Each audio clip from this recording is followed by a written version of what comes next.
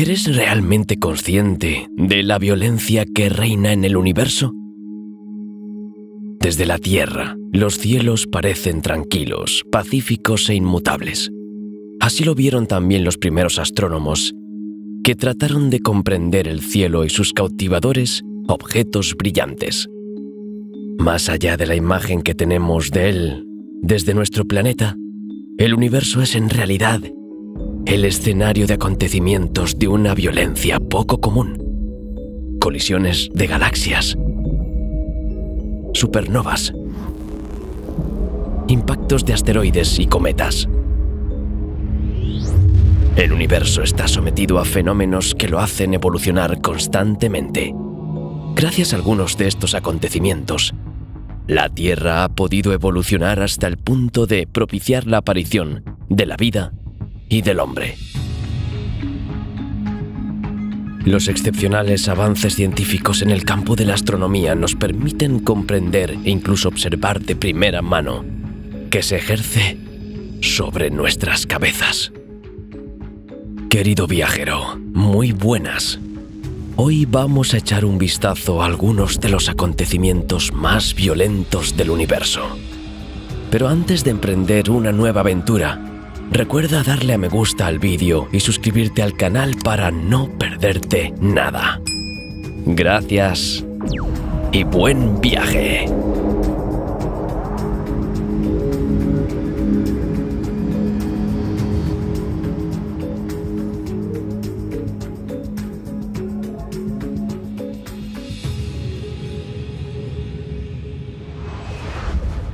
La colisión entre dos galaxias es un fenómeno ordinario en la evolución de las galaxias. Se produce cuando dos galaxias chocan a una velocidad lo suficientemente alta como para fusionarse. El gas y el polvo de las dos galaxias interactúan entonces. El medio interestelar se altera y se calienta. El choque puede desencadenar en una de las dos galaxias un brote estelar, también conocido como explosión estelar. Este fenómeno genera un ritmo excepcional de formación estelar en una de las galaxias. Estos estallidos son temporales porque, si el ritmo de formación estelar se mantuviera tan elevado, las reservas de gas de las que proceden las estrellas se disiparían por completo mucho más rápido que la vida dinámica de la galaxia. Las estrellas de las dos galaxias, por su parte, no suelen chocar entre sí.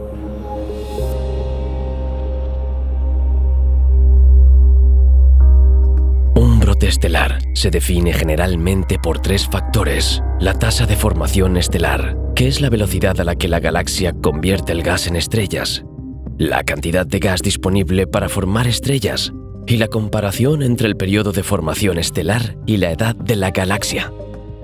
Para que se produzca un brote estelar, debe concentrarse una gran cantidad de gas molecular en un pequeño volumen. Esto suele ocurrir cuando las galaxias se fusionan.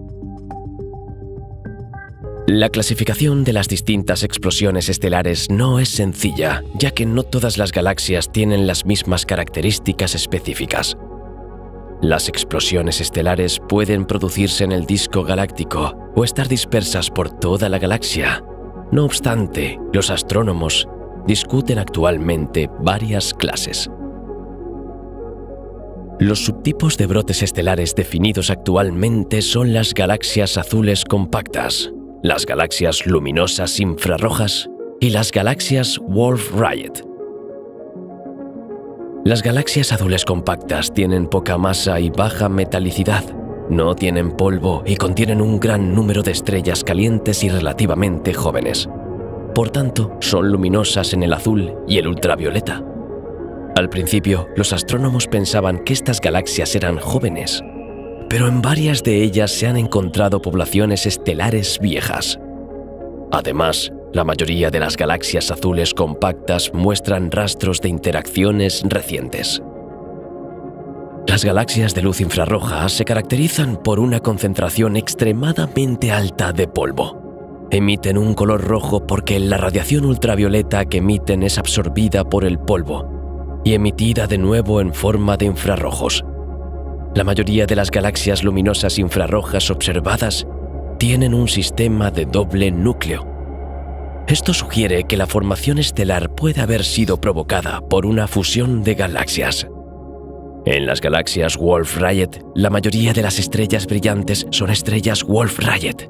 Estas estrellas calientes, con masas equivalentes a varias decenas de masas solares, comenzarán a expulsar materia en forma de vientos estelares de alta velocidad durante una breve fase.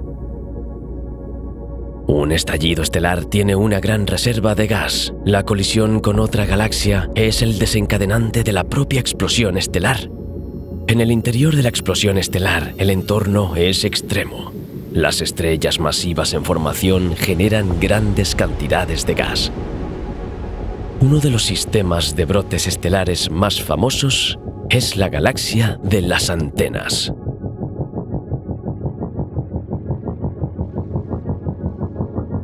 La constelación del Cuervo es una de las 48 constelaciones enumeradas por el astrónomo Ptolomeo.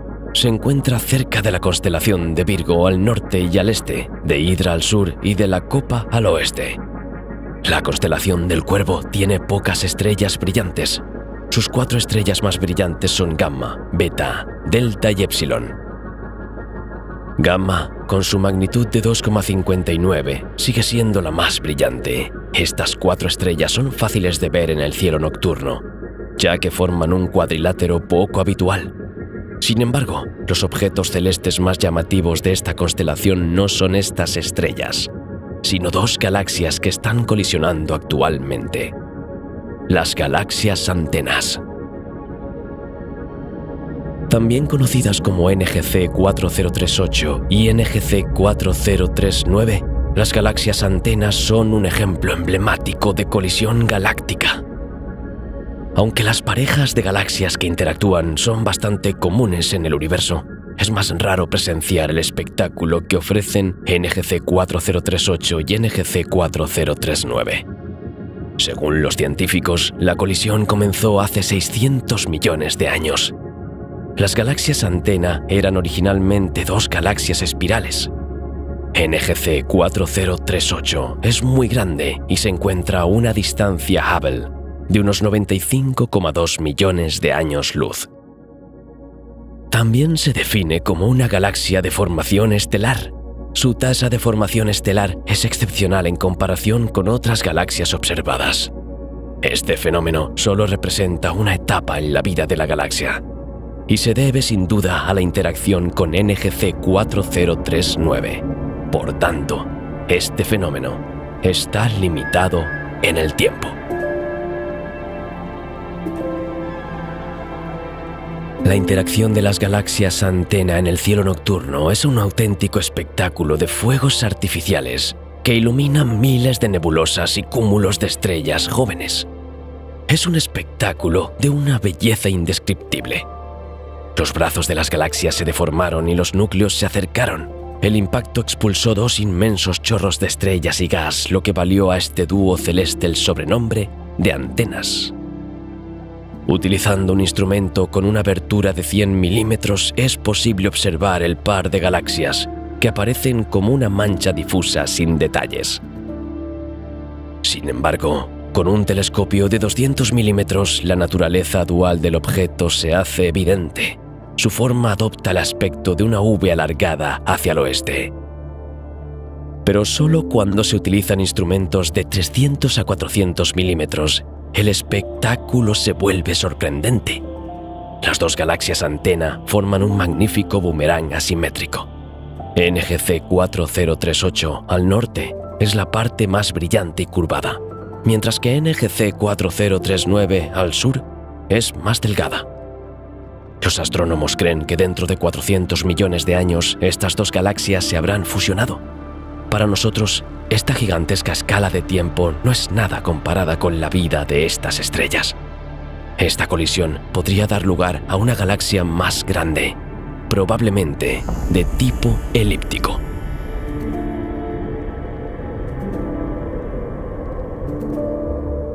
La galaxia infrarroja ultrabrillante más cercana a nosotros es ARP 220. Se encuentra a unos 245 millones de años luz de la Vía Láctea, en la constelación de la Serpiente. ARP-220 es el resultado de la colisión de dos galaxias que actualmente se están fusionando en una sola. ARP-220 irradia principalmente en el infrarrojo. La mayor parte de su luminosidad procede de la formación intensiva de estrellas jóvenes, ya que se trata de una galaxia de formación estelar. Los científicos han observado más de 200 cúmulos estelares en el corazón de esta galaxia, algunos de los cuales alcanzan masas del orden de 10 millones de masas solares.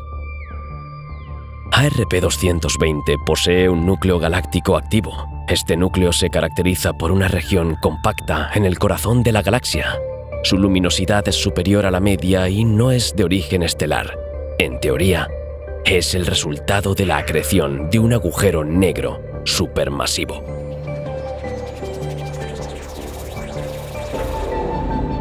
La constelación de la Ballena es la cuarta más grande del cielo. Sus estrellas más conocidas son Mira y Diphtha. Dentro de esta constelación se encuentra el sistema ARP-147, también conocido como el Tren de los Anillos. Se trata de un par de galaxias en colisión a 440 millones de años luz de la Tierra. El Tren del Anillo representa a la perfección los efectos más espectaculares de las colisiones de galaxias. Las dos galaxias que forman el par se consideran galaxias especiales, porque no son elípticas, espirales barradas, ni lenticulares. Sin embargo, tienen una forma regular. Las dos galaxias están de perfil, evocando el número 1, y la otra de frente, pareciendo representar el número 0. Juntas, forman un gigantesco 10. Esta extraordinaria figura en el cielo es el resultado de una colisión extremadamente violenta. La galaxia de la izquierda, que representa el número 1, ha atravesado la galaxia de la derecha, que representa el número 0. De la misma manera que un guijarro emite una onda cuando entra en contacto con el agua, la colisión creó una onda en el punto de impacto. Esta onda de densidad viajó hacia el exterior de la galaxia afectada, chocando con las estrellas, el gas y el polvo, que empezaron a caer hacia el centro bajo el efecto de una fuerza gravitatoria mayor. Como consecuencia de la colisión, la materia se sometió a altas temperaturas y se agrupó, estimulando la formación de estrellas jóvenes. En la parte inferior de la galaxia de la derecha se aprecia una mancha roja que forma 0. Probablemente se trata del resto del núcleo de la galaxia tras la colisión.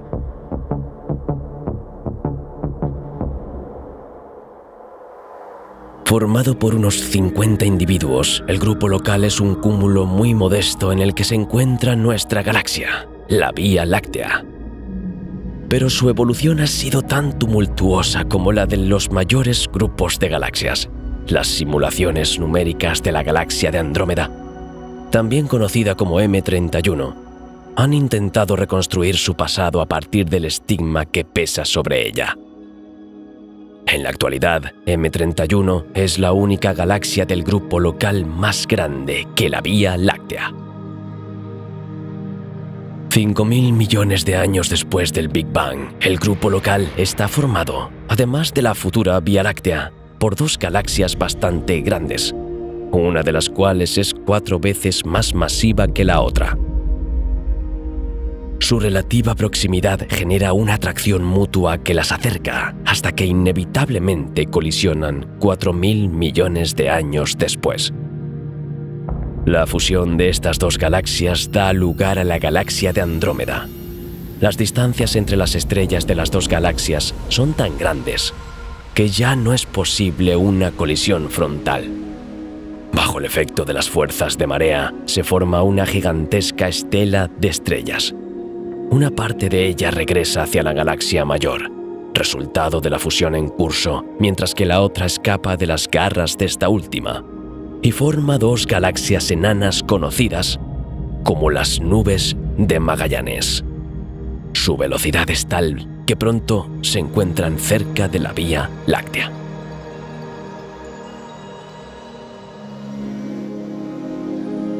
Las supernovas son acontecimientos espectaculares que marcan el final de la evolución de una estrella masiva. Durante estas gigantescas explosiones, la energía liberada en pocos segundos es comparable a la emitida por una estrella a lo largo de toda su vida. Los fenómenos que desencadenan estas explosiones varían en función de si la estrella está aislada o forma parte de un sistema binario.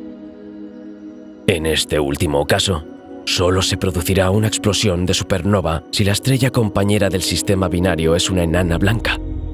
En determinadas condiciones, la enana blanca está ligada gravitacionalmente a su estrella compañera y absorbe materia de las capas superficiales de esta última.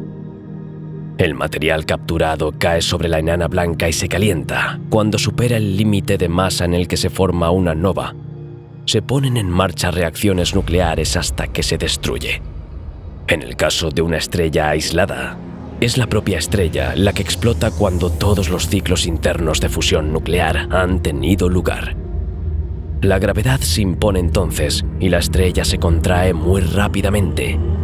El calentamiento resultante desencadena reacciones nucleares incontroladas en el núcleo. Se produce una explosión que libera energía suficiente para destruir la estrella. La explosión deja tras de sí un rastro llamado remanente de supernova. Se trata de una nube de gas en expansión.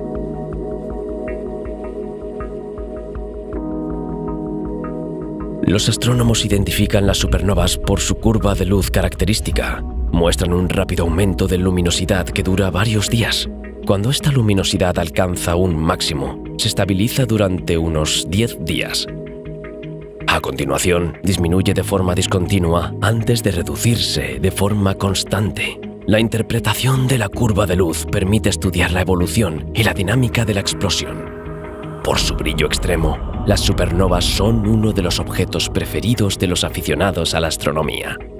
Gracias a ellas se han descubierto unas 50 supernovas cada año desde 1990. Varias supernovas han dejado su huella en la historia de la astronomía.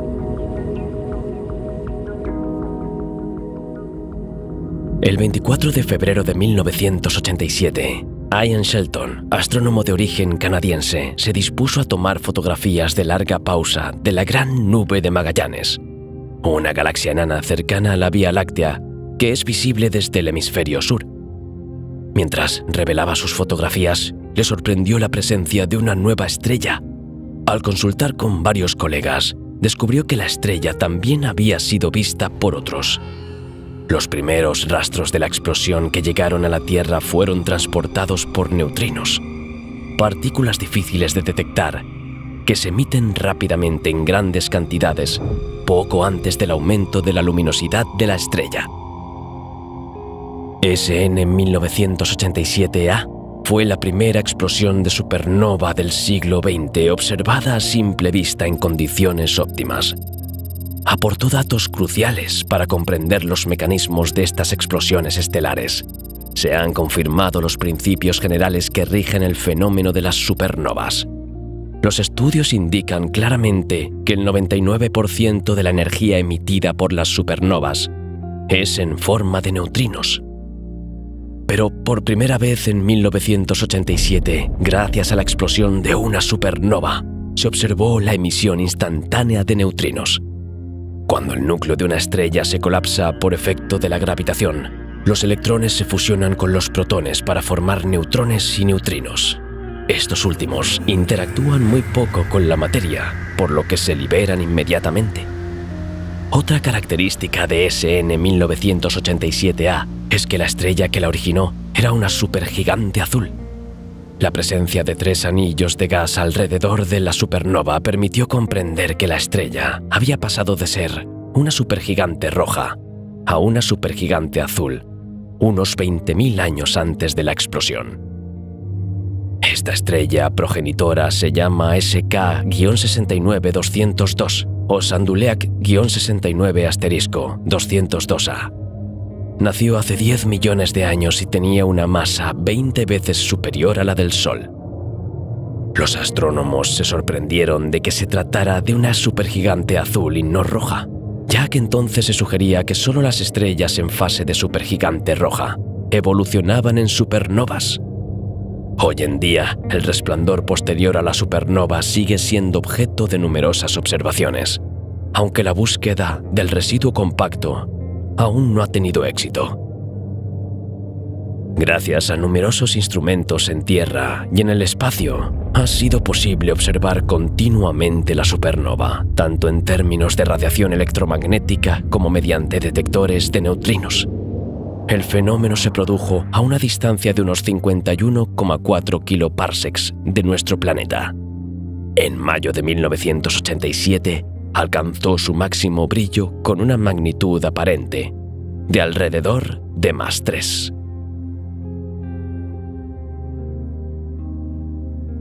La supernova 1993J se produjo en la galaxia M81 en 1993. Fue descubierta por un astrónomo aficionado japonés y fue una de las supernovas más brillantes del siglo XX. Su antecesora fue identificada como una estrella supergigante de tipo K, caracterizada por un exceso de luz ultravioleta, que puede deberse a las estrellas calientes circundantes o a una compañera binaria caliente.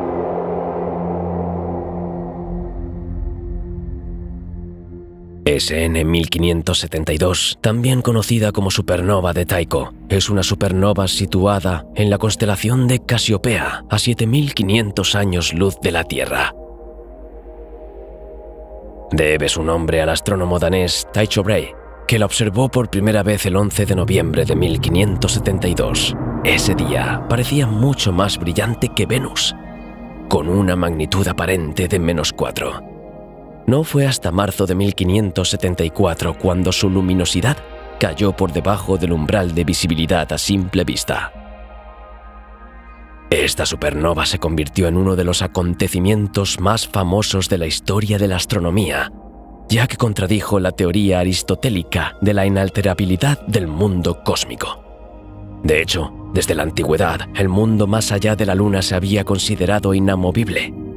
Para los científicos de la época, solo entre la Tierra y la Luna podían aparecer nuevos objetos celestes. El descubrimiento de Tycho Brahe implicaba un nuevo objeto mucho más lejano.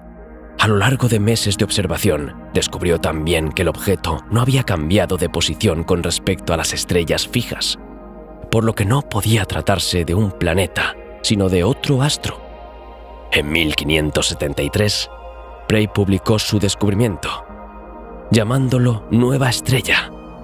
Esta expresión totalmente revolucionaria cambió la astronomía de la época, condujo al desarrollo de mejores catálogos de clasificación astronómica y a la mejora de los instrumentos de observación. La estrella progenitora de la supernova era probablemente una estrella enana que había traído materia de otra estrella compañera hasta explotar. Las supernovas de tipo 1, como SN 1572, no implican la formación de nebulosas extraordinarias.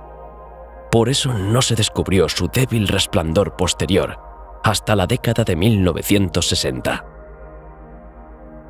Gracias al telescopio espacial Chandra, los astrónomos dispusieron de asombrosas imágenes de la supernova de Tycho. Estas mostraban grumos de los restos de la estrella, como si hubieran existido varios puntos de ignición dentro de la supernova. La explicación es que SN 1572 sufrió una explosión asimétrica. La explosión produjo una gran nube de restos en expansión. Alrededor del borde puede verse una delgada línea azul que representa electrones de ultra alta energía. El polvo formado es expulsado al cosmos. Numerosas estrellas adornan la zona alrededor de la supernova como brillantes diamantes blancos. SN 1604, también conocida como supernova Kepler, se produjo en la Vía Láctea, en la constelación de Ofiuco, en 1604. Se trata de una supernova de tipo Ia, o supernova termonuclear, resultante de la explosión de una enana blanca. En la mayoría de los casos, la enana blanca captura materia de una estrella compañera hasta que se alcanza la más crítica y explota.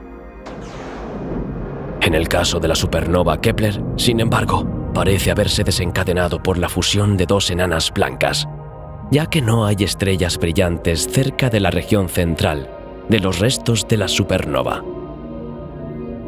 SN 1604 fue observada por el astrónomo alemán Johannes Kepler y fue visible a simple vista durante más de un año.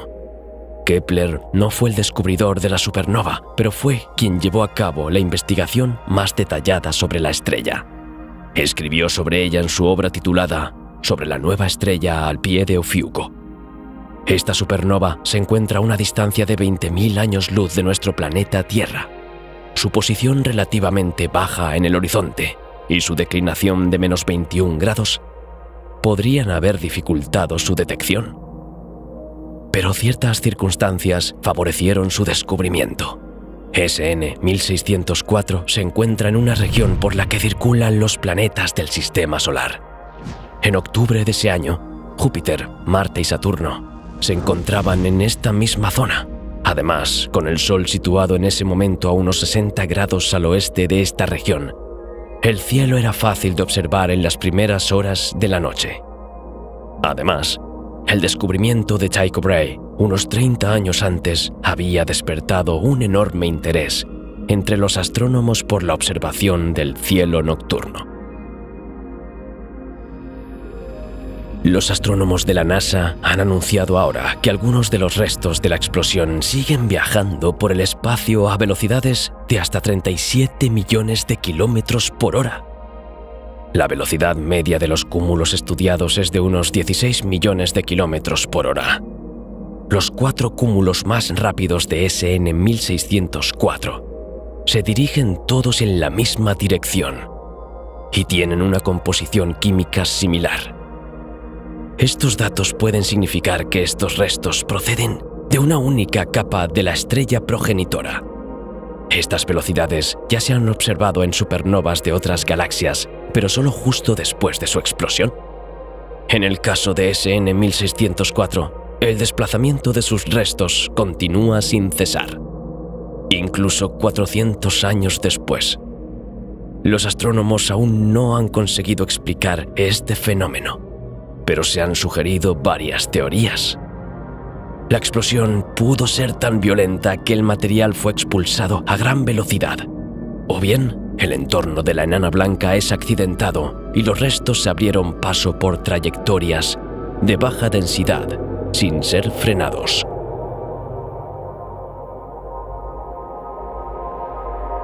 SN 1054, también conocida como la supernova del año 1054, es famosa por el resplandor que dejó tras la explosión, conocido como la nebulosa del Cangrejo. Es uno de los objetos más estudiados del cielo. La supernova fue observada en 1054 y documentada por astrónomos chinos y árabes. Numerosas fuentes escritas dan fe de la explosión de una estrella en 1504. En aquella época, en China, las estrellas transitorias como cometas, novas y explosiones de supernovas se conocían como estrellas invitadas. Varios relatos de archivo oficiales sobre acontecimientos de ciertas dinastías mencionan este fenómeno en 1054. Otros 3 textos japoneses, crónicas individuales, también mencionan esta estrella invitada en la misma época. En el mundo árabe de la época, los astrónomos se interesaban por los fenómenos cíclicos, mientras que las explosiones de supernovas se consideraban fenómenos atmosféricos. Sin embargo, existe el testimonio de un médico que describe una estrella espectacular que apareció en el cielo. Todos relatan que, en julio de 1054, una estrella empezó a brillar tanto que superaba el resplandor de Venus. Permaneció visible a la luz del día durante 3 semanas y en el cielo nocturno durante casi 2 años.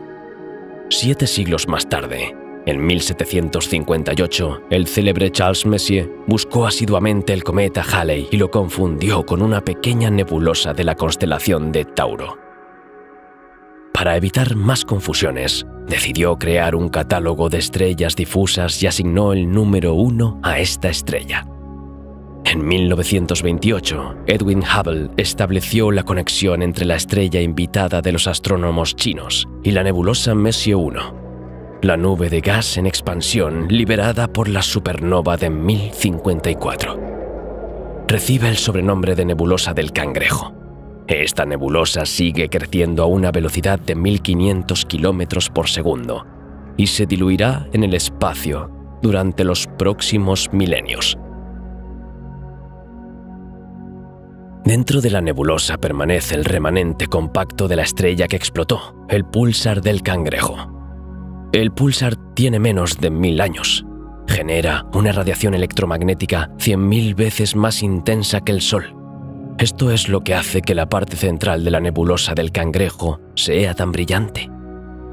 La nebulosa y el púlsar forman una de las estructuras más estudiadas fuera del sistema solar, ya que estos dos objetos se encuentran entre los más luminosos de sus respectivas categorías.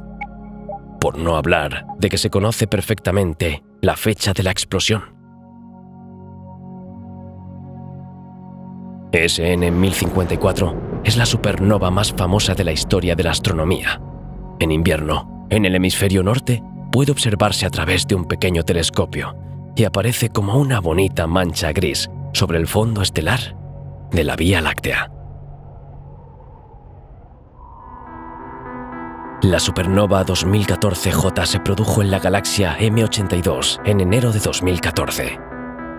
Se trata de una supernova de tipo 1A y es la más cercana descubierta desde hace más de 40 años. Hasta la fecha, sigue siendo la supernova más brillante observada en la galaxia del Cigarro desde hace décadas. Ha sido ampliamente estudiada en diferentes longitudes de onda debido a su inusual brillo y proximidad, mucho menos espectaculares que las supernovas de tipo 2, que son el punto final de estrellas masivas cuyo remanente es generalmente una estrella de neutrones. Las supernovas de tipo 1A se producen cuando explotan estrellas mucho más pequeñas conocidas como enanas blancas. Se dice que sus explosiones son termonucleares. Al final de la explosión, lo único que queda en el espacio es un gigantesco chorro de partículas llamado afterglow. La supernova fue descubierta el 21 de enero de 2014 por casualidad, mientras el astrónomo Steve Fossey enseñaba a sus alumnos a utilizar un pequeño telescopio en el observatorio de la Universidad de Londres. El científico simplemente quería aprovechar un breve espacio en la nubosidad londinense. Entonces, él y sus estudiantes observaron una nueva estrella brillante en las imágenes tomadas de la galaxia del Cigarro. El descubrimiento fue comunicado a la Oficina Central de Telegramas Astronómicos de la Unión Astronómica, que confirmó que habían sido los primeros en avistar esta supernova. En el momento de su descubrimiento, la supernova se encontraba a 14 días de su máximo de luz, lo que sugería que se volvería más brillante en las 2 semanas siguientes. Siguió haciéndose más brillante hasta el 31 de enero, cuando alcanzó una magnitud aparente de 10,5.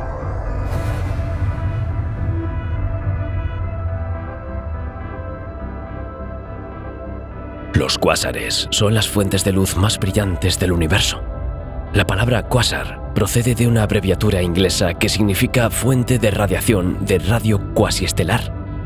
Son objetos extremadamente distantes que parecen estrellas muy brillantes cuando se observan a través de un telescopio, pero en realidad son ejemplos de núcleos galácticos activos. Su impresionante energía procede de la acreción de materia por agujeros negros supermasivos en rotación, que pueden contener entre millones y miles de millones de masas solares. Los agujeros negros que se sitúan en el centro de las galaxias son de un calibre completamente distinto a los producidos por las estrellas. Mientras que estas últimas alcanzan a veces la masa del Sol, los agujeros negros de las galaxias tienen millones o incluso miles de millones de masas solares.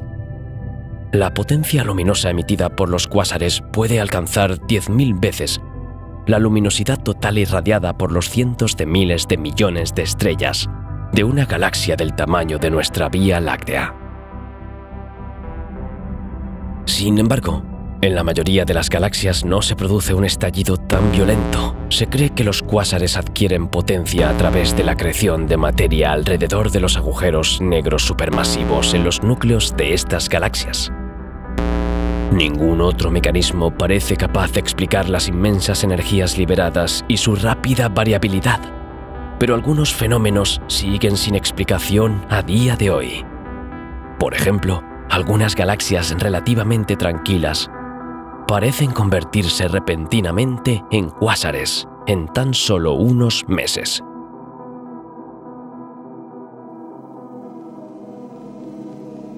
La extraordinaria luminosidad de los cuásares se utiliza como herramienta para sondear el espacio intergaláctico hasta los límites del universo observable. Antes de llegar a nuestros telescopios, los fotones emitidos por los cuásares pueden encontrarse con tenues nubes de gas intergaláctico en su viaje de varios miles de millones de años luz. Los sistemas de absorción de los cuásares aportan información adicional sobre las estructuras que la proporcionada por la distribución de las galaxias. El aumento del número de cuásares conocidos con sus espectros de absorción permite realizar estudios estadísticos más detallados sobre la distribución y las propiedades de las nubes de gas intergalácticas y sus vínculos con la materia oscura y las galaxias existentes o en formación. Los sistemas de absorción permiten sondear momentos precisos distribuidos a lo largo de la historia del universo, así como abordar cuestiones clave de la cosmología e incluso de la física. Los primeros cuásares se observaron a finales de la década de 1950 y en la actualidad existen más de 100.000.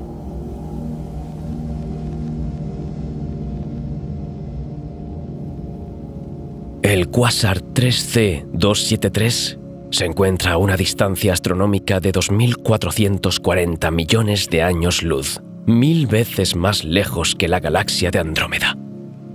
Se encuentra en la constelación de Virgo.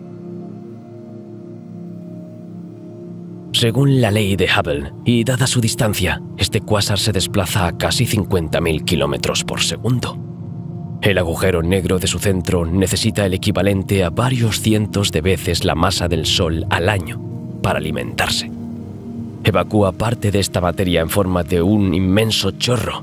Cuando ya no tenga energía suficiente para alimentarse, su galaxia anfitriona volverá a ser una estrella ordinaria y su luminosidad disminuirá. Si hay un objeto en el universo famoso por su violencia sin precedentes, ese es el cuásar 3C186. Este cuásar doble emite ondas en todos los rangos de luz. Se encuentra en la constelación del Lince, a más de 8.000 millones de años luz. 3C186 se encuentra en el corazón de la galaxia PGC 2817581. Presenta varias particularidades. Su luz central está desplazada a unos 35.000 años luz del centro de la galaxia. Esto se debe a la interacción entre 3C186 y el segundo agujero negro que alberga en su interior. El impacto de estos dos agujeros negros supermasivos perturba la galaxia, rompiéndola y dispersando sus estrellas. Se cree que la interacción entre los dos agujeros negros tuvo lugar hace 5 millones de años. Los astrónomos calculan que 3C186 abandonará la galaxia dentro de unos 20 millones de años. El resultado serán dos agujeros negros supermasivos que se fusionarán para formar un agujero negro con una masa equivalente a 1.000 millones de masas solares. La Tierra ha sido golpeada por numerosos asteroides. Estas colisiones han desempeñado un papel fundamental en la historia de su formación y evolución.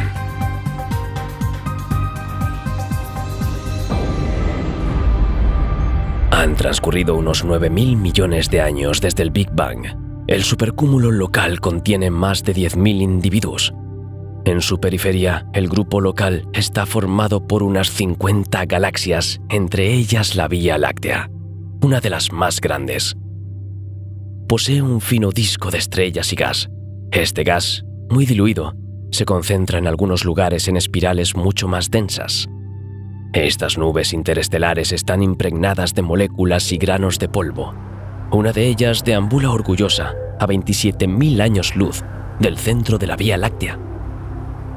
Fue entonces cuando un fragmento de esta nebulosa colapsó sobre sí mismo. La contracción transforma el glóbulo en una protoestrella y su energía en radiación. En su corazón, la temperatura aumenta tanto que las reacciones termonucleares provocan la fusión del hidrógeno.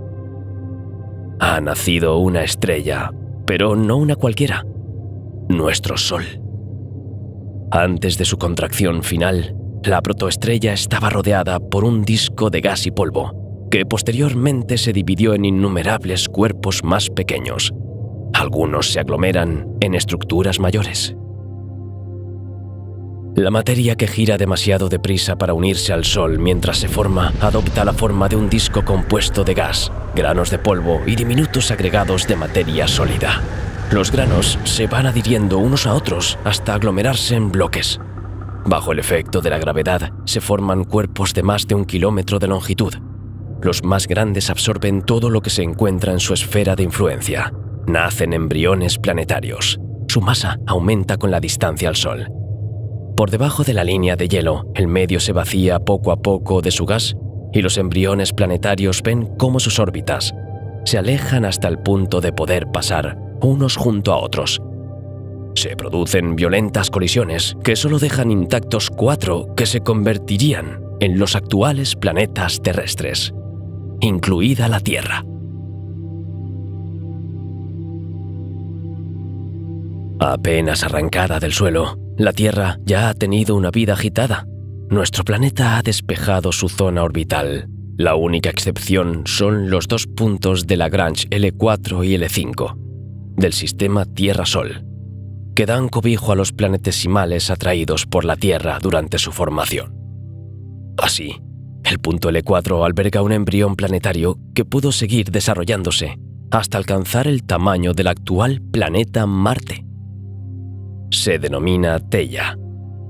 Una vez que alcanzó una masa demasiado grande, Theia se volvió inestable y escapó de su punto de equilibrio L4. Entonces, orbitó alrededor del Sol hasta que colisionó con la Tierra. Theia se hizo pedazos. Sus pedazos se esparcieron por todas partes. Su núcleo, compuesto principalmente de hierro, quedó enterrado en el corazón de la Tierra. 24 horas después del impacto, nuestro futuro planeta estaba rodeado por un disco de roca ligera, procedente de los 2 mantos planetarios que habían sufrido la colisión. Al cabo de unos años, estas rocas se fusionan para formar un nuevo objeto celeste a 20.000 kilómetros de la Tierra, que se aleja progresivamente hasta convertirse en su satélite, la Luna. A primera vista, esta colisión cósmica no parece más excepcional que cualquier otra. Sin embargo, al dotar a la Tierra de un gran satélite capaz de estabilizar su eje de rotación, esta colisión constituye, paradójicamente, un acontecimiento esencial para la evolución futura de la vida. La Luna desempeña un papel muy importante en la existencia de la vida en la Tierra. Tiene una gran influencia en el clima, las migraciones de ciertos animales, el campo magnético de la Tierra y muchas otras áreas. También es responsable del día de 24 horas. La inclinación de la Tierra se mantiene estable gracias a la gravedad de la Luna. Si no fuera por la Luna, nuestro planeta se movería arriba y abajo al girar. Y si se produjeran movimientos tan bruscos, el viento y las nubes se moverían más deprisa y las condiciones meteorológicas serían extremadamente duras y mucho menos propicias para la vida. El fenómeno de las 4 estaciones también se debe a estos cambios en la rotación y el eje de la Tierra. Sin la Luna, la Tierra giraría sobre su eje en 8 horas en lugar de 24. La gravedad de la Luna ralentiza el movimiento de la Tierra con enormes repercusiones para la evolución de la vida en la Tierra.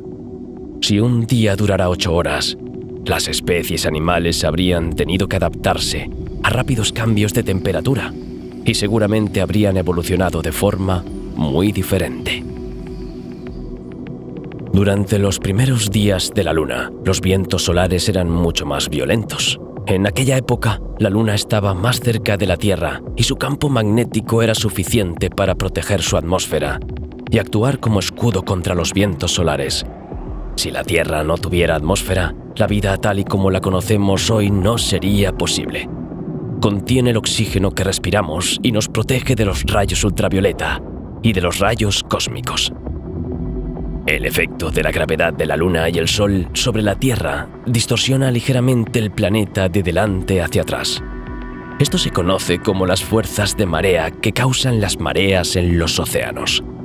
Probablemente, las mareas impulsaron las primeras formas de vida marina hacia tierra firme. También es posible que las mareas influyeran en la tectónica de las placas de la Tierra. Gracias a la actividad sísmica, la superficie del planeta pudo enfriarse y volverse habitable.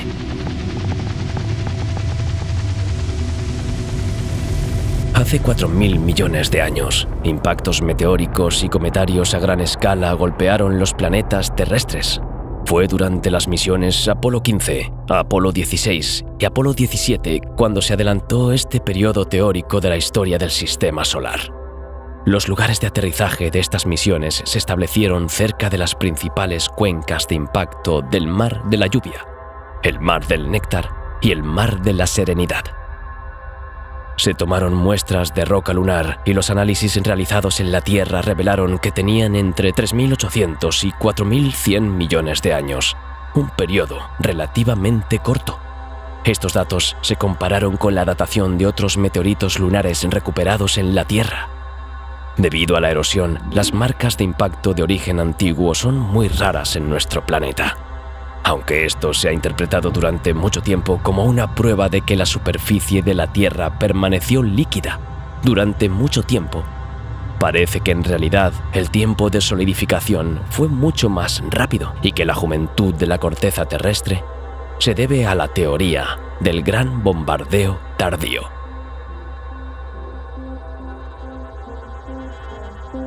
Al principio de la formación del sistema solar, los 4 planetas gigantes estaban mucho más cerca entre sí que en la actualidad. Urano es el más alejado del Sol y se encuentra cerca del borde interior de un disco rico en planetesimales.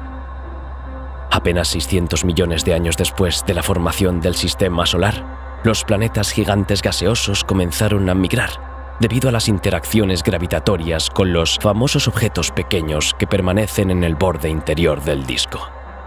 Saturno, Neptuno y Urano se desplazan fuertemente hacia el interior y Júpiter de forma más moderada. El periodo de rotación de Júpiter alrededor del Sol es la mitad del de Saturno. Este movimiento desestabilizó por completo el sistema solar y aumentaron las colisiones de cuerpos pequeños con los planetas terrestres. Fue el principio del caos. Saturno fue empujado hacia su órbita final por Júpiter y entró en contacto con Neptuno y Urano. Neptuno y Urano se vieron entonces forzados a entrar en órbitas mucho más alargadas. Se sumergieron en el disco lleno de planetesimales, expulsando a miles de ellos lejos de sus órbitas originales. En su mayor parte, estos pequeños cuerpos vuelan fuera del sistema solar, dando lugar, entre otras cosas, al cinturón de Kuiper. Pero algunos de ellos se dirigen hacia el interior. Los 4 planetas terrestres, así como la Luna, son víctimas de numerosos impactos extremadamente brutales. Se cree que la Tierra ha sido golpeada por 22.000 meteoritos gigantes. Algunos asteroides tenían un diámetro mayor que Francia. Los océanos que cubrían la superficie terrestre se vaporizaron parcialmente. Mercurio, la Luna y Marte llevan las cicatrices de este bombardeo masivo.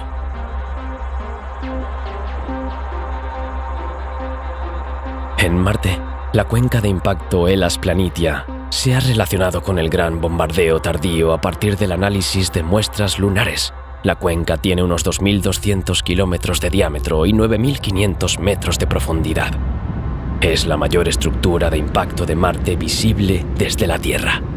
La cuenca aparece como una zona brillante debido al elevado albedo del polvo constantemente levantado por los vientos. La cuenca de Hellas Planitia está rodeada de relieves causados por el impacto.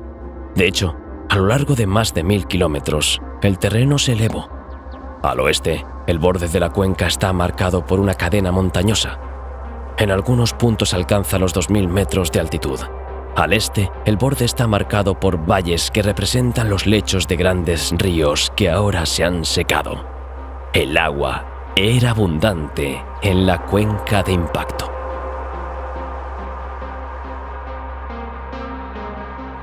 En el planeta Mercurio, la cuenca de Caloris es el cráter de meteorito más masivo conocido hasta la fecha. Está situado en uno de los dos polos calientes del planeta. Mide unos 1550 kilómetros de diámetro y se formó por la caída de un asteroide de unos 150 kilómetros de diámetro. La cuenca está rodeada de montañas de casi 2 kilómetros de altura.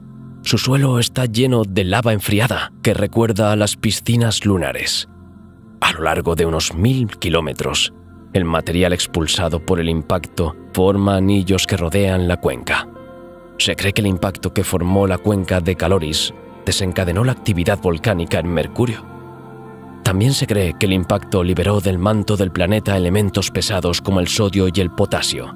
Al encontrarse a unos 130 kilómetros de profundidad, estos elementos podrían haber salido del manto durante los movimientos de reajuste.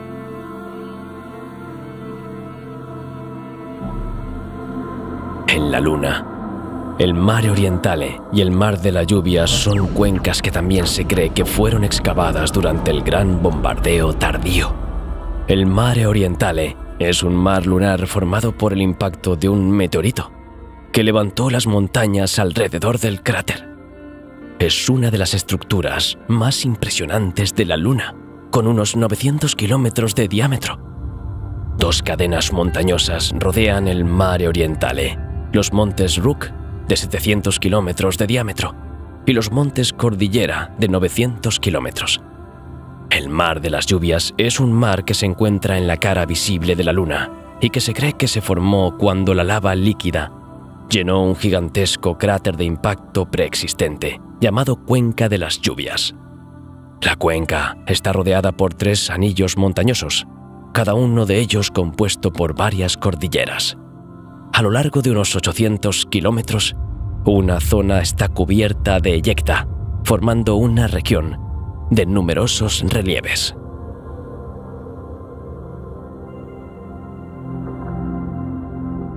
Los impactos de asteroides son fenómenos frecuentes en el sistema solar. Hace 160 millones de años, una colisión entre dos grandes objetos del cinturón de asteroides produjo numerosos fragmentos conocidos como la familia baptistina. El primer cuerpo se encuentra en el borde interior del cinturón de asteroides a poco más de 2 unidades astronómicas del Sol. A pesar de que su crecimiento está limitado por la presencia perturbadora de Júpiter, tiene un diámetro de 170 kilómetros. Un tamaño muy respetable. Es uno de los asteroides más grandes del cinturón principal. El segundo cuerpo implicado en la colisión es otro asteroide de 60 kilómetros de diámetro. Su órbita es similar a la del primer asteroide.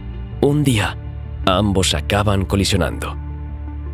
El impacto se produce a una velocidad de 3 kilómetros por segundo. Fue tan violento que los dos asteroides quedaron reducidos a una polvareda de escombros, que luego se agregaron para formar una familia de objetos con características orbitales similares.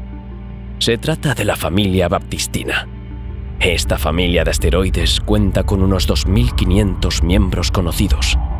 Hace varios años, pensábamos que algunos de ellos eran responsables de colisiones cósmicas notables, como la que causó el cráter Tycho en la Luna o una colisión directa con la Tierra hace 66 millones de años. Sin embargo, los datos del Wide Field Infrared Survey Explorer de 2011 han cuestionado esta hipótesis, sugiriendo que la familia baptistina se formó en realidad mucho más recientemente de lo que se pensaba, hace tan solo 80 millones de años. En consecuencia, el origen del impactador que causó la extinción de los dinosaurios no avianos sigue siendo un misterio sin resolver. Un estudio y una exploración más profundos del cinturón de asteroides podrían algún día desvelar este misterio y ayudarnos a comprender las fuerzas que desencadenaron estos impactos.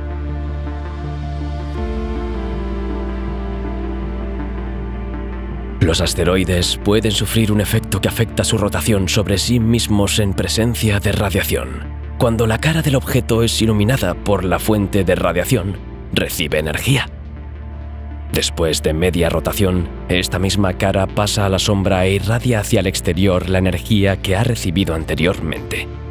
El resultado es un empuje muy pequeño ejercido sobre el objeto, en función de su forma y del estado de su superficie. Esto se conoce como efecto Yarkovsky, en honor al ingeniero ruso que descubrió el fenómeno. Muchos individuos son entonces perturbados por Júpiter y los demás planetas. Se encuentran inyectados en órbitas que les llevan a cruzar las de la Tierra y la Luna. Hace 108 millones de años, un asteroide de 10 kilómetros de diámetro voló bajo sobre el horizonte occidental de la Luna y colisionó con ella. El impacto creó un enorme cráter llamado Tycho. Esto provocó finas grietas en el hemisferio sur de la Luna que se extienden más de 1000 kilómetros en todas direcciones. El cráter está situado en las montañas lunares del sur.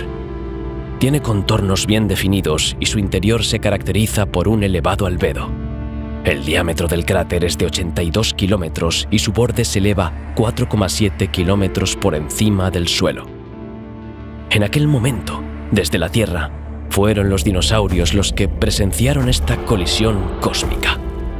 Pocos sabían ellos que serían las siguientes víctimas de estas visitas cósmicas. El cráter de Chicxulub es el impacto de asteroide más famoso en la Tierra. Ocurrió hace unos 66 millones de años en la península de Yucatán, México, y se asocia a una de las mayores extinciones masivas. El asteroide que causó el impacto tiene unos 10 kilómetros de diámetro. Al entrar en contacto con la Tierra, formó un cráter de 180 kilómetros de diámetro. Esto sugiere una potencia de explosión varios miles de millones de veces superior a la de la bomba de Hiroshima. La cuenca del cráter está cubierta por unos 1000 metros de piedra caliza. Se extiende bajo el continente y el Golfo de México. Los científicos intentan explicar qué ocurrió realmente cuando el impacto provocó la desaparición de los dinosaurios reinantes. En aquel momento, estos gigantescos y majestuosos animales habían dominado el ecosistema animal del planeta durante 165 millones de años. Eran las criaturas más imponentes que jamás había albergado la Tierra. Los dinosaurios son muy diversos y se encuentran por todo el planeta.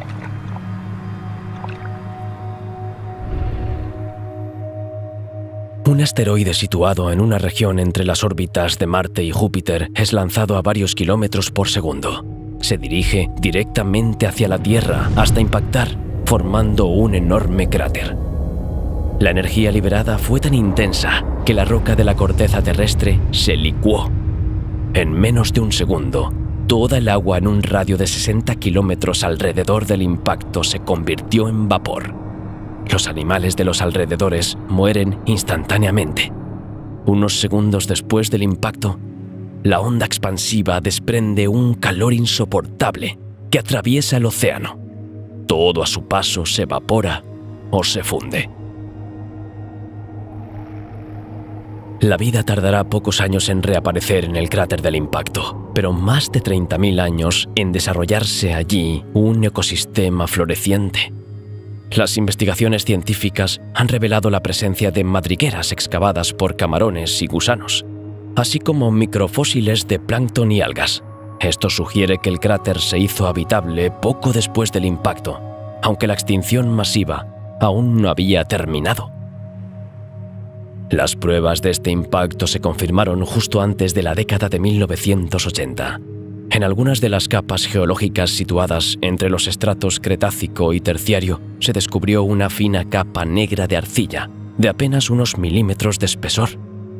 Este límite geológico contiene niveles anormales de iridio. El iridio es un elemento que, aunque escaso en la Tierra, se encuentra en abundancia en ciertos meteoritos. Los científicos encuentran a veces cantidades ínfimas de iridio en las rocas sedimentarias terrestres, lo que se debe a las finas lluvias de micrometeoritos que son frecuentes en el planeta. Pero el análisis de esta capa del Cretácico terciario revela resultados mucho mayores. Por eso se ha sugerido que el planeta debió de sufrir la caída de un enorme meteorito. En aquel momento no se pudo encontrar el cráter. Fue en 1981 cuando dos geofísicos empleados por la compañía petrolera mexicana, Petróleos Mexicanos, investigaron Yucatán y descubrieron esta inusual estructura geológica. La caída de este meteorito marcó el final del período Cretácico y fue responsable de una alteración climática que provocó la extinción de los dinosaurios no avianos y de gran parte de las especies animales y vegetales de la época, tanto terrestres como marinas. Sin este acontecimiento, la historia de la Tierra sería totalmente diferente. Y desde luego, no estaríamos aquí para hablar de ello.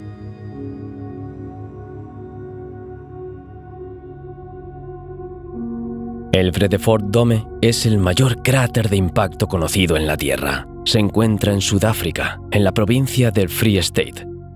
En 2005, el domo de Vredefort fue inscrito en la lista del Patrimonio Mundial de la UNESCO por su interés científico y su belleza paisajística.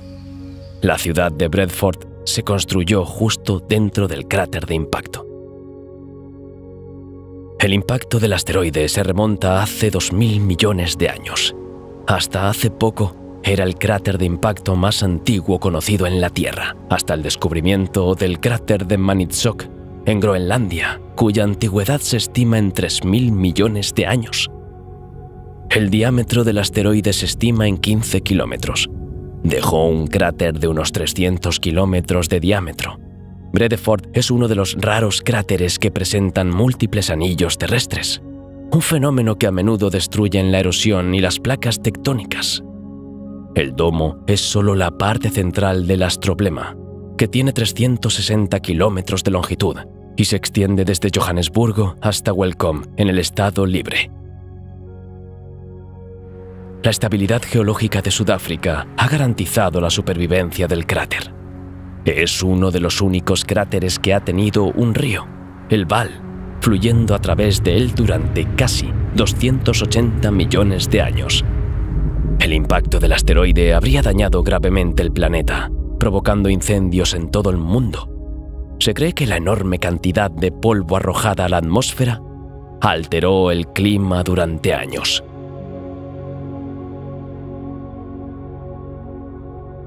Situado en Ontario, Canadá, el Sudbury Basin es un cráter formado hace unos 1.850 millones de años. Es el segundo mayor cráter de impacto conocido en la Tierra, pero también uno de los más antiguos. Está situado en el escudo canadiense, en la ciudad de Greater Sudbury. La cuenca de Sudbury tiene 62 kilómetros de largo, 30 kilómetros de ancho y 15 kilómetros de profundidad. El diámetro del meteorito se ha estimado en unos 10 kilómetros. Algunos de los fragmentos de roca expulsados por el impacto recorrieron más de 800 kilómetros y se esparcieron por una superficie de 1.600.000 kilómetros cuadrados. Los científicos sugieren incluso que un impacto de este tipo podría haber esparcido restos por todo el mundo, pero que desde entonces han sido erosionados. Se cree que el impacto que causó el cráter Maniitsoq se produjo hace unos 3.000 millones de años. Es el cráter de meteorito terrestre más antiguo que se conoce, pero hoy en día sigue siendo completamente invisible debido a la erosión. Analizando la naturaleza de las rocas, los científicos pudieron demostrar que se trataba del impacto de un asteroide. El asteroide tendría unos 30 kilómetros de diámetro y habría excavado un cráter de 600 kilómetros de diámetro. En aquella época, solo las bacterias empezaban a poblar el planeta, pero si un objeto así nos golpeara hoy, exterminaría todas las formas de vida en la Tierra.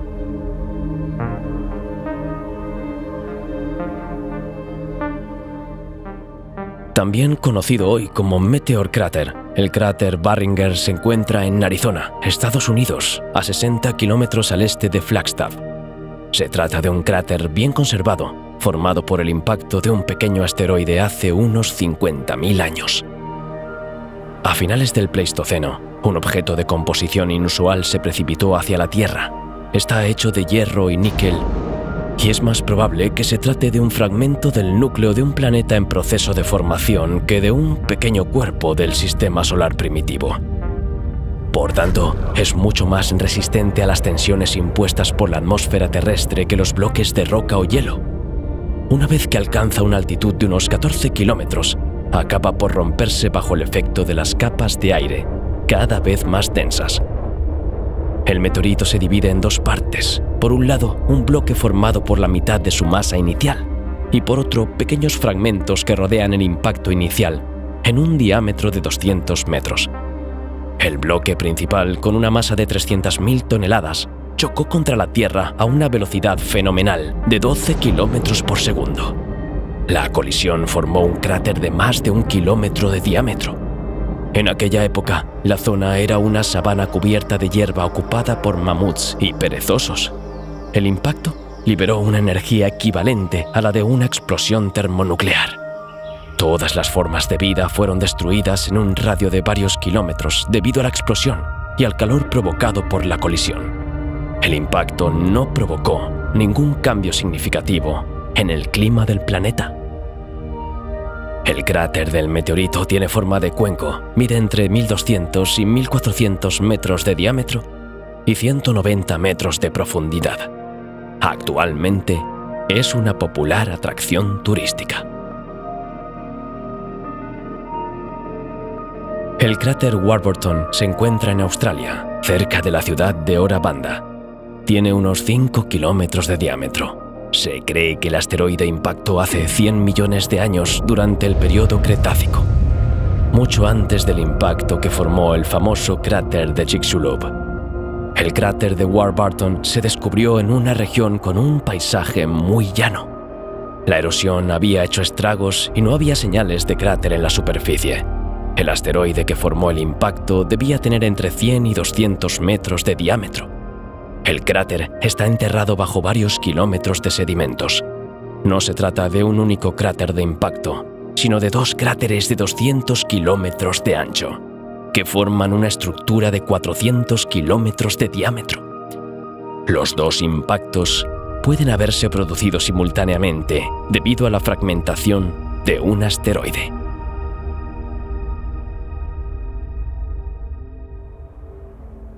El cráter Popigai está situado en Siberia. Es el cuarto mayor cráter de impacto conocido en la Tierra, con un diámetro de unos 100 kilómetros. Se formó por la caída de un meteorito hace 35,7 millones de años, durante el Eoceno superior. Ha sido designado geoparque por la UNESCO, como lugar con un patrimonio geológico específico. Popigai es también la mayor mina de diamantes del mundo. Durante la Guerra Fría y décadas después, se mantuvo en secreto. Se dice que las ondas de choque del impacto transformaron instantáneamente el grafito de diamantes en un radio de 14 kilómetros. Se dice que la mina contiene el equivalente a 10.000 billones de quilates.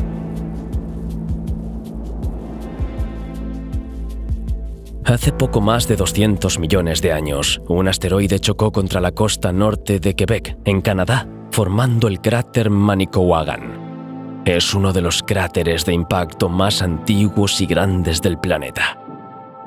Debido a la erosión causada por los glaciares, no es fácilmente visible en la superficie terrestre.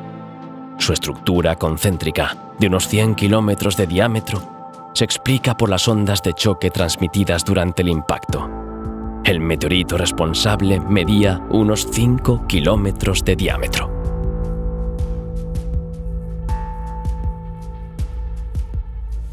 El cometa Shoemaker-Levy, a veces abreviado SL9, es famoso en el campo de la astronomía por ser el primero en ofrecer una observación directa de una colisión entre dos objetos del sistema solar fuera de la Tierra. Ha sido observado de cerca por astrónomos de todo el mundo. El cometa Shoemaker-Levy se desintegró al aproximarse al planeta Júpiter, colisionando con él en junio de 1994.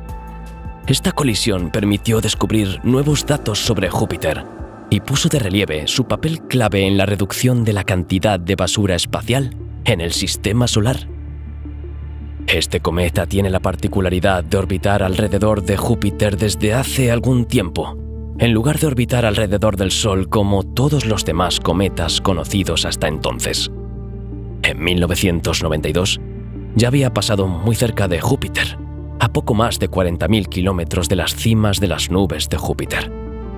La colisión de 1994 fue, con diferencia, la más cercana y provocó la fragmentación del cometa.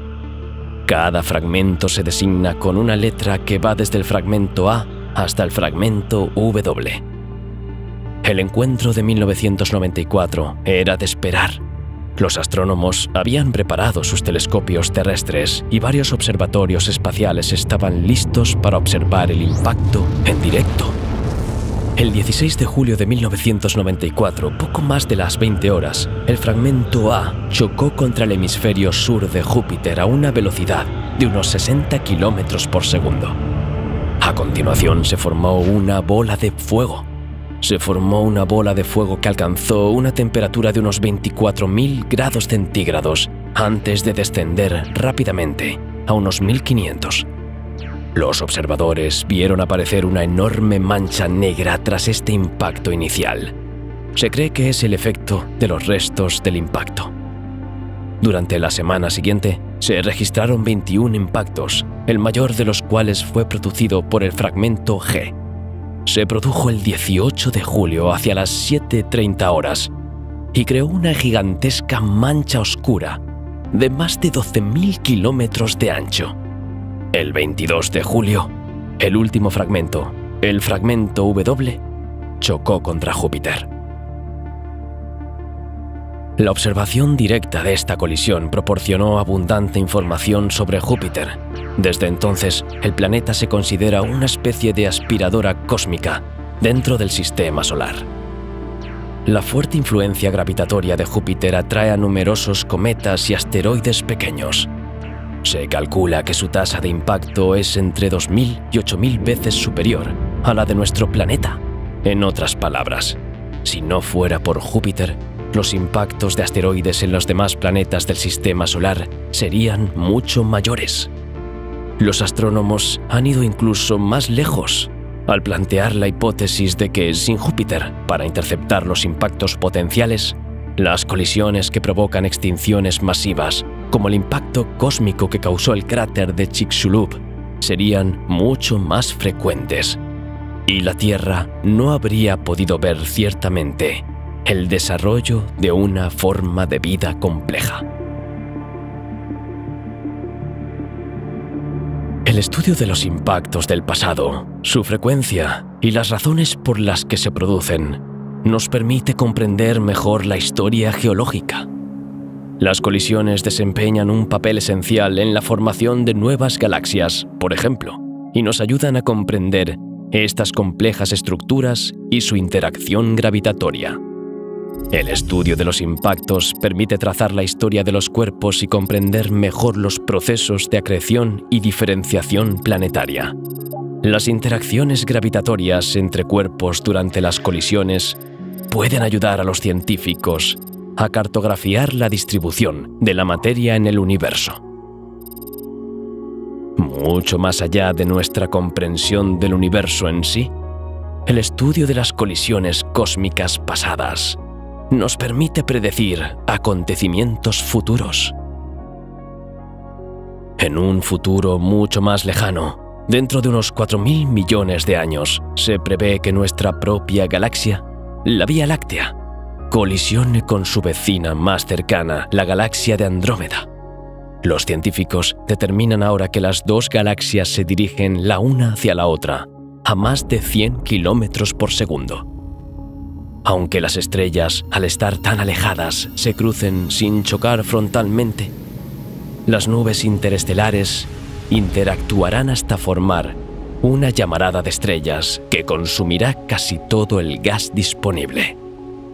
Esta colisión se considera un gran encuentro y tendrá un impacto significativo en la estructura y evolución de las dos galaxias. Las investigaciones actuales sugieren que se fusionarán para formar una nueva galaxia elíptica desprovista de gas interestelar. Esta galaxia seguirá siendo dominante en el grupo local. El cielo, tal como lo observamos hoy, es efímero, aunque en el transcurso de una sola vida humana los cambios sean infinitesimales. Pero dentro de algunos millones de años, el mapa será completamente diferente.